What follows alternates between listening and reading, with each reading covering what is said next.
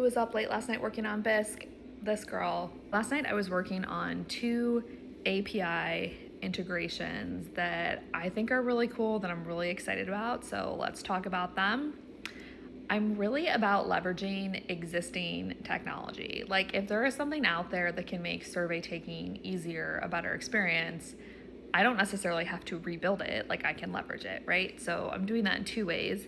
One is for the contact type of questions. So contact question type would be asking people their name, email, whatever, but maybe you also want to ask their physical address. I know I do that for my clients because I like to send people little gifts and swags, like, I need your physical address. Typically it's kind of an annoying experience because you have to have, like, different boxes for everything. So street address, city, state, country, like the whole thing, right? And then if you're doing international, like, international doesn't use the same like postal situation set up as the US, so it just gets like really complicated really quickly.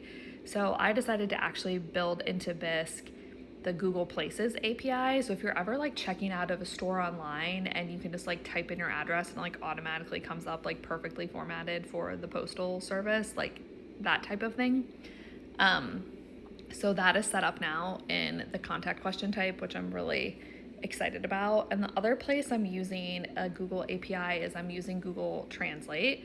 We'll see how it goes. I feel like a pain point for a number of my clients is translating surveys. They have to hire translators, then you have to like upload the translated version into the platform. I had a really big issue recently where the characters for the language you were translating in didn't upload properly. Like, it was, do you remember Wingdings? Like the font Wingdings? Like, it literally converted things to Wingdings and like just trashed the translation. That sucks. Being able to have your survey offered in multiple languages is huge for accessibility. So what I'm testing out with Bisque is the Google Translate API, and basically how it works is you'll put in a request and say, like, I want my survey to be in English and Spanish and Arabic and Vietnamese or whatever it is based on the populations you're surveying. Bisque will turn on that API for you, and then when someone takes a survey, they can select their language and Google Translate will auto-translate the whole survey. I know that might not be perfect.